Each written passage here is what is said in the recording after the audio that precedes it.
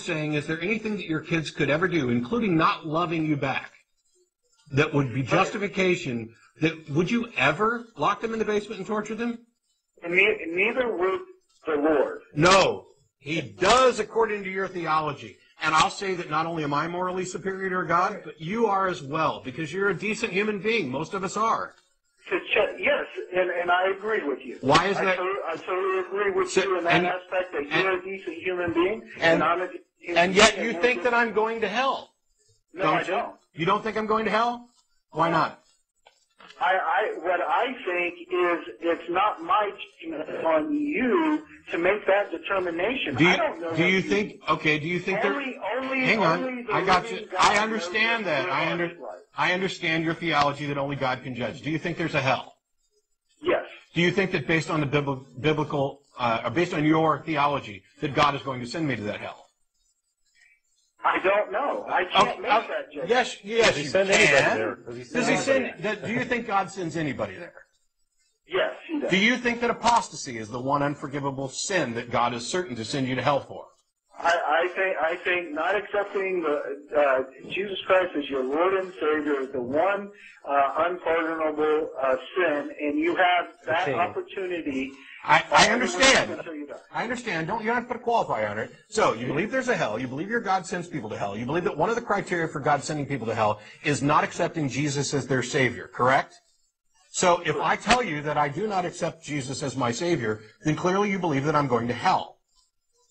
But if I died this second, would I go to hell? It doesn't matter what I think. Yes, it does. Yes. Idiot down the road. No, it does matter what you think. Please, No, it doesn't. Yes, it does. Would you let me finish, please? Okay. Based on all of that, if I died right now, you think that I'm going to hell. The question is, do you think I deserve it for that?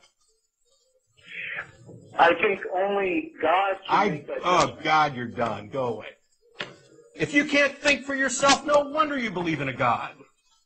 If you're so unwilling, that tells me everything I need to know. That right inside of you, right now, dealing with those difficult questions, there is a moral struggle where you're beginning to realize that you are more moral than the God that they've forced you to believe, that they've conned you into accepting. You don't believe that I necessarily deserve to go to hell for exercising the quote-unquote free will that you think your God gave me. You don't think that the dictates of a conscience, whether or not somebody believes, is a sufficient justification for eternal torture, and yet you're just too damn cowardly to say it. You are better than your God. You are better than your religion. So am I. So is Don. So is damn near everybody on the planet. I wish you people would wake up and see this. Stop apologizing for this. It's not the good book. There's nothing good about it. All it does is poison minds. All it does is make you sacrifice your humanity, the only thing that you have that is of any value, in order to sit around in deference to your gods. While Don was talking, I reject the notion of sin, and you talked about whether or not I'm more moral. I made a list of things that I might consider sins if the concept of sin were valid. Number one, credulity, gullibility. I'd say that's a sin. Voluntary, willful ignorance. I'd say that's a sin. Letting fear prevent you from understanding reality. I'd call that a sin. Limiting the rights and freedoms of others in order to make them abide by your standards. That's a sin. Sacrificing the mental, emotional, and physical well-being of a child in deference to your religion. That's a sin. Wasting the one and only life that you know you're going to have, worrying about and working for an afterlife that somebody told you might be there, that's a sin. And it's a shame that so many people are so sucked into this religious thing that even when you lead them down the path step by step, as soon as they get to the point where they'd have to admit that, yes, when I think about it, that is an immoral thing, they instead have to add 20 qualifiers and buts and maybes to their answer, just like you did.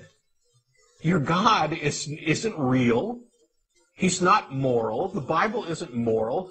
Islam isn't moral. None of these religious systems, anything that deteriorates the value of human beings, anything that hangs on to Bronze Age ideals about genocide and slavery and murder and deference to higher powers, none of those things are moral. We've graduated beyond that, and I'm sorry that we've had to drag religions kicking and screaming in the 21st century, but some of you got to let this stuff go.